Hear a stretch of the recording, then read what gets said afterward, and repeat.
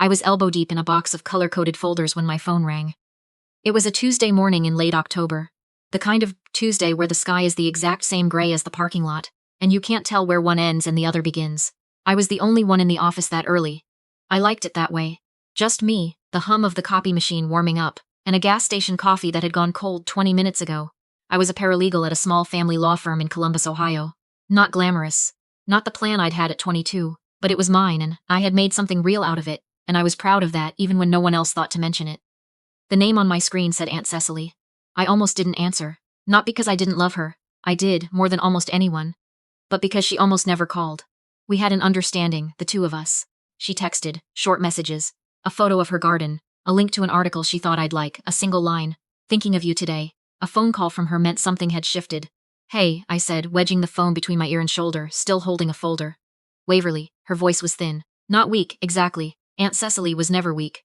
But thin, like thread stretched too far. I need to tell you something, and I need you to sit down first. I sat down. Her husband, my Uncle Raymond, had passed away 2 days earlier. A heart attack. Quick, the doctors said. He hadn't suffered. She'd been with him. I set the folder on the desk and didn't pick it up again. Uncle Raymond was my father's older brother, which sounds simple until you understand what that meant in our family. My father was the success, the one everyone talked about at holiday dinners, the one whose name came up when family friends asked how everyone was doing. He'd built a commercial real estate business from nothing. Or that was the story anyway. He had a big house in Dublin, Ohio, a newer car every 3 years, and a way of filling a room that made you feel both included and somehow smaller. My mother matched him. Sharp, social, always dressed like she was 20 minutes away from a charity luncheon. And then there was Uncle Raymond. He was quieter. He'd spent 30 years managing a regional chain of hardware stores that he and Aunt Cecily had grown together from a single location in Zanesville's. Not flashy. Not the kind of success that made it into conversations. He drove a truck that was 12 years old and wore the same Carhartt jacket from October through March. And he called me every year on my birthday, at 8 in the morning because, he said, that was the hour I'd been born. And he'd never forgotten it. The one who hadn't gone into business like my older brother, Warren, or married well like my younger sister, Tatum. I'd gotten a paralegal certificate. After a year of community college felt like enough. I'd moved into a 1-bedroom apartment across town. And I worked and I read and I was, genuinely, content. My parents had a word for this, though they never said it directly to my face. The word was settling. They used it the way you use a name when you're too polite to say what you actually mean. Uncle Raymond never used that word. He used different ones. Steady. Grounded. The one who actually pays attention. He said things like that when it was just the two of us, usually at Aunt Cecily's kitchen table. Usually over coffee. Usually when she had stepped out to the garden and left us to talk. He had a way of making me feel seen that I didn't fully understand until I was older. And then I understood it completely, and it was the most valuable thing anyone had ever given me. Aunt Cecily and I were close in our own right, too. She had no children. Raymond had no children. They had each other, and they had the stores, and they had their farmhouse outside of Granville with its half-acre vegetable garden. And the 2 border collies they treated like family members, and the guest room that always had fresh sheets on the bed. Because, Aunt Cecily said, you never knew who might need a place to land. I had needed a place to land twice. Once at 24, when a relationship ended badly and I couldn't face my apartment for 3 weeks. Once at 27, when I had pneumonia and my mother suggested I come home. But then mentioned twice that the timing was inconvenient. I went to Granville instead. Aunt Cecily made soup from scratch and put a paperback on my nightstand, and didn't make me talk about anything until I was ready. The funeral was small. Raymond had wanted it that way, apparently, and Aunt Cecily had honored it without hesitation. About 40 people. The hardware store managers flew in from across the state. A few neighbors. His college roommate, who was 80 and had driven from Pittsburgh by himself. My parents came, dressed appropriately, saying the right things. My brother Warren came with his wife. My sister Tatum came with her husband. I drove myself. At the reception, my father spent most of the time talking with 2 of the regional managers about commercial property values in central Ohio. My mother circulated with a plate of food she wasn't eating, accepting condolences on behalf of the family as though she were the one who had lost her husband. I sat next to Aunt Cecily for most of it, and I held her hand when she needed it held, and I did not circulate. She squeezed my fingers once and said quietly, "He loved you very much, you know." I did know. I just hadn't expected to feel the weight of it this particular way, in this particular moment, sitting in the living room of a woman who had just lost her person. "I know," I said. 3 weeks later, she called again. This call was different. Her voice was still thin, but there was something beneath it. Steadiness, purpose. She asked if I could come to Granville on Saturday. She said her attorney would be there. She said there were things to go over. I drove out on a cold November morning. The fields along Route 16 were brown and flat, and the sky was doing that thing it does in Ohio in November, where it just sits there, heavy and non-committal, neither raining nor clearing. Aunt Cecily met me at the door. She looked smaller than I remembered, or maybe I was just seeing her differently now. She hugged me for a long time. The dogs pressed against our legs. Her attorney was a woman named Harriet, mid-60s, calm in the way of someone who has delivered difficult news enough times to have made her peace with it. She sat at the kitchen table with a folder and a legal pad, and a cup of tea she hadn't touched. What she told me took about 20 minutes to explain, and the rest of the day to understand. Uncle Raymond and Aunt Cecily had spent the last several years working with Harriet to structure their estate. The hardware store chain had grown to 11 locations. They had invested wisely over 3 decades. They had paid off the farmhouse. Raymond had carried a life insurance policy that Aunt Cecily had always known about but never thought about much. The total value of the estate was just over $4 million. Aunt Cecily was 71 and in good health, and she intended to continue living at the farmhouse and managing the stores. She was already deeply involved in day-to-day operations and had been for years. The stores would remain hers. But Raymond had wanted to make a provision, a specific one. He had discussed it with Cecily at length over years. He had thought about it carefully, and what he had decided was this. He wanted to leave me a portion of the estate, directly. Not through Cecily, directly to me. $1,200,000. I looked at Harriet. I looked at Aunt Cecily. Aunt Cecily was looking at me with an expression I hadn't seen on her before. Something between love and apology, as though she understood this was a lot to carry and was sorry for the weight even as she handed it to me. He said, she told me, that you were the only one who ever showed up just to show up. Not for the money, not for the properties, not for any reason except that you wanted to see us. He said that meant something. He wanted it to mean something back. I cried in the car on the way home. Not from grief, or not only from grief. From something I didn't have a word for yet. I decided not to tell my family right away. I needed time to understand it myself first. I had questions for Harriet, follow-up calls, paperwork to review. I was a paralegal. I understood the process. I knew what the documents meant, and I wanted to be certain of every piece before anyone else knew it existed. I had 6 days. My father called me on a Thursday evening. His voice had that particular quality it got when he was managing a situation rather than living in it. Your aunt called your mother, he said. I waited. She mentioned Raymond's estate. Mentioned that there was a provision for you. More waiting. Waverly, I think we should talk about this as a family. There are some things to consider. Raymond was my brother. Warren and Tatum are part of this family too. Your mother and I think it would be fair, appropriate, to consider everyone's position here. I had been a paralegal for 8 years. I knew what consider everyone's position meant. Dad, I said. It was Raymond's money. Harriet explained the documents to me. He was very specific. I know he was specific. His voice shifted slightly, the management quality sharpening into something with more edge. But specific doesn't always mean right. We're his family. You understand that the stores, the property, a lot of that appreciation happened because of the environment your grandfather built. This family built. This was not true. My grandfather had died when my father was 19 and Raymond was 22. Raymond had built everything he had himself, with Cecily, over 40 years. My father knew this. He was saying it anyway. I'll think about it, I said, which was not the same as yes. My mother came to my apartment the following Saturday morning, unannounced. I opened the door in a sweatshirt and socks. She was dressed like she had somewhere to be afterward. She came in and looked around my apartment the way she always did, with a kind of quiet assessment that wasn't exactly critical, but wasn't exactly not. She accepted a cup of coffee. She sat at my small kitchen table and folded her hands around the mug. Your father is upset, she said. I know. He feels like Raymond didn't think about the family. About what this looks like. Mom, Raymond spent 30 years building those stores. He and Aunt Cecily. He left it however he wanted to leave it. You've always been so practical, she said, and the way she said it made it sound like this was something she'd resigned herself to a long time ago. But practically speaking, your brother has 3 kids. Tatum is trying to buy a house. It's significant, and you're single, you have a stable job. You don't have. Don't, I said. She stopped. She looked at me. Don't finish that sentence, I said, the way you were going to finish it. She set down her coffee and left 20 minutes later. We didn't argue. We just ran out of road. My brother called next. Warren was 34, and he had always operated from a particular confidence that came from being the firstborn and the favorite, and knowing both things without anyone ever needing to say them. He and I had never been close, but we had been cordial, and I had always thought there was something honest in that. We knew what we were to each other, and we didn't pretend otherwise. He didn't pretend now. I'm going to be straight with you, he said. That money is a windfall. You didn't earn it. Neither did I get that. but you're going to do whatever you want with it and the rest of us get nothing, and I think you need to sit with that and ask yourself if it's fair. Warren, I said. Raymond and Cecily didn't owe you anything. He was my uncle too. He left Cecily the stores. He left me a separate provision. Everything else goes to charity. You can read the will if you'd like. Harriet will send you a copy. There was a pause. Charity, he said. A portion to a foundation they set up for trade skills education. Raymond cared about it. Jesus, Waverly. I didn't write the will. He hung up. Not slammed. He wasn't dramatic about it. He just ended the call and I sat in my apartment and looked at the wall for a minute and then I made dinner. My sister Tatum's reaction was the one that surprised me.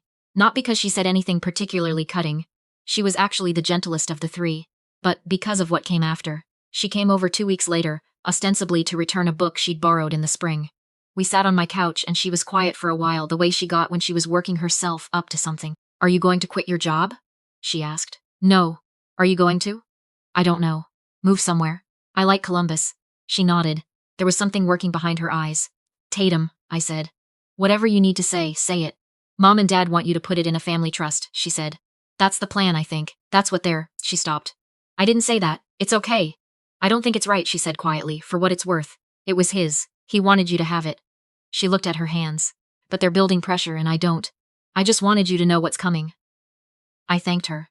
She left. I sat with what she'd told me for a long time. The request came formally the following week. My father sent an email, which told me he'd drafted it carefully, probably with someone's help, outlining the family's position. The word fairness appeared 4 times. The phrase Raymond's intentions, properly understood, appeared twice. He asked me to agree to place the inheritance in a jointly managed family trust that would distribute funds according to need with an advisory committee. The advisory committee, as he described it, would consist of himself, my mother, and one outside advisor of their choosing. I forwarded the email to Harriet. She called me within the hour. You're not obligated, she said. Not legally, not morally. Raymond was explicit. The will has cleared probate. This is your money. I know, I said. I just wanted you to see it. What are you going to do? Nothing for now. I'm going to let them settle down. They did not settle down. The next thing that happened was that my mother began telling people. Not the whole story. Never the whole story. Her version was softer and sadder, and featured her as a woman trying to hold her family together in the face of an inexplicable decision by a nephew-in-law who hadn't fully considered the ramifications. I know because 2 different people mentioned it to me in passing. A family friend from my birthday party, who texted me asking if everything was okay because she'd heard something at book club. I called my mother. I haven't said anything inappropriate, she said. People ask how we're doing. I'm being honest. You're telling people I took money from the family. I didn't say that. You implied it. A long pause. Waverly, I am your mother. I am asking you as your mother to think about what this is doing to us. To us, I repeated. To your father, to me, to how we're perceived. I did not say what I wanted to say. I said, I'll talk to you later, and I ended the call. It was Aunt Cecily who told me to stop waiting. I drove to Granville on a Sunday in January, through the kind of cold that makes your car feel fragile. She made tea and we sat in her kitchen while the dogs slept under the table, and the wind moved through the bare trees outside the window. I told her what had been happening, all of it. She listened without interrupting, which was something she was very good at. When I finished, she was quiet for a moment, and then she said, Raymond knew this would happen. I looked at her. He talked about it, she said. He knew your father would push back. He knew it would be uncomfortable. He still wanted you to have it, because he said. She paused, and something moved across her face. The particular look of someone carrying another person's words carefully. He said you were the only one who never made him feel like a means to an end. And he wanted to give you something that nobody could make conditional. She reached across the table and covered my hand with hers. He planned it that way on purpose, she said. Harriet has documentation of everything. If your father pursues anything legally, which he won't because he's not actually willing to spend the money, there's nothing there. Raymond was thorough. You know that about him. I did know that about him. And the rest, she said. You just have to outlast. I've been in this family for 43 years. I have outlasted a great deal. I laughed. It was the first time I'd laughed in a while. My father came to my apartment in February. He didn't call first, which was unusual for him. He was a man who scheduled things. He rang my buzzer on a Saturday afternoon and I let him up because he was my father, and I wasn't ready to be the kind of person who doesn't. He looked tired. I noticed that first. Not old, exactly. He was 63 and he kept himself up, but the particular tired of someone who has been managing something for too long. He sat on my couch and I sat across from him, and he looked around my apartment the way my mother had, but differently. Without the assessment. More like he was seeing it for the first time. You're fine here, he said. not a question. I've always been fine here. He nodded, slowly. Your mother and I. He started, and then he stopped. Started again. We thought Raymond would be more equitable in how he distributed things. He was equitable, I said. He left the stores to Cecily. He left a portion to me. He left the rest to an education foundation. It was very thought out. You sound like Harriet. I spent a lot of time with Harriet. He almost smiled. Then, I want you to consider seriously contributing to your brother's situation. He has the kids, the mortgage. Dad, I kept my voice even. If I want to help Warren, I'll help Warren. That's my choice to make. Not yours. Not a committee's. He looked at me for a long moment. I didn't look away. You've gotten harder, he said finally. I don't think so, I said. I think you're just seeing me more clearly. He left an hour later. We didn't resolve anything. But something in the room had shifted slightly, the way air shifts before weather changes, and I thought maybe that was enough. For now. Not all at once. Slowly, the way I do things. I paid off my student loans, the last $11,000 I'd been chipping away at for years. The day that payment cleared, I sat in my car in the parking garage at work and just breathed for a minute. I called Harriet and set up a meeting with a financial advisor she trusted. I was careful. I asked questions. I took notes. I put a significant portion into a diversified investment account that I fully intended to leave alone for a long time. I set aside a specific fund. Raymond had cared about trade skills. He'd told me once that the shortage of electricians and plumbers and HVAC technicians in Ohio was a quiet crisis that nobody was paying enough attention to. I found a nonprofit in Columbus that provided scholarships and tools to students in vocational programs. I made a contribution in his name. Then I set up an annual recurring gift. Modest but consistent, the kind of thing he would have done himself. I did not quit my job. I didn't want to. The work mattered to me. I liked the people I worked with. I liked having somewhere to be. I did take a trip, in the spring. Vermont, for a week, somewhere I'd been meaning to go for years. I rented a small cabin and I hiked, and I read 3 books in a row, and I didn't look at my phone between 6 in the evening and 8 in the morning, and it was the most rested I'd felt in years. My family settled into a new configuration, the way families do after something disrupts their arrangement. My father stopped pushing, not because he changed his mind, I don't think, but because he's a man who knows when he's lost leverage. He and I talk on the phone, carefully, about neutral things.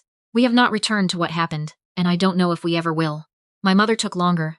She went through a period of wounded distance that I recognized and tried not to take personally. Because taking it personally would have required me to believe she was right. She came around eventually, in the quiet way she sometimes does, not apologizing but beginning again. Calling more often, asking real questions rather than pointed ones. I can work with that.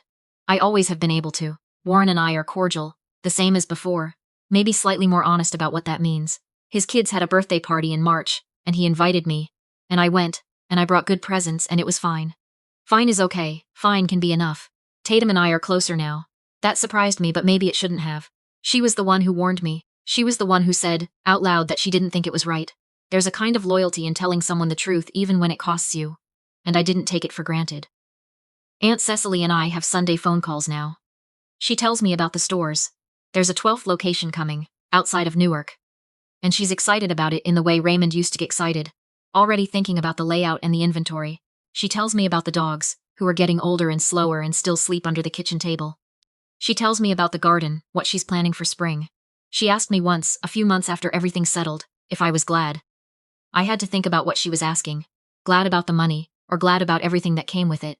I'm glad I know what I know now, I said. About your family? About myself, mostly. I didn't give it away. I didn't give in. I didn't let them make it about what they needed it to be. I kept it about what Raymond wanted, and I think I understand now why he wanted me to have it. Why? Because he knew I would do it right. When she spoke again, her voice was warm, the specific warmth of someone who has been waiting to hear a particular thing. He did know that, she said. He really did. The tomatoes are different, though. I should say that. Last spring, I put 2 tomato plants on my apartment balcony for the first time in my life. They did exactly what tomatoes do. They grew, they produced, they got heavy and needed staking. In September, I pulled them out at the roots and put them in the compost. They will not come back. I'll plant new ones in May. Raymond had a garden too. Not as big as Cecily's, but he kept a few rows along the south fence, and the last time I visited before he died, he walked me through it with his hands in his pockets. Not showing off. Just showing. He pointed at things and named them. Told me which ones were worth the trouble, and which ones he grew just because he liked them. I think about that walk sometimes. Not the money, not the paperwork, not my father's email or my mother's look or Warren's silences. Just Raymond, in the garden, pointing at things and naming them, and the way he made even ordinary things feel like they were worth paying attention to. That was the inheritance he meant to give me. The legal one was just his way of making sure I'd remember to receive it.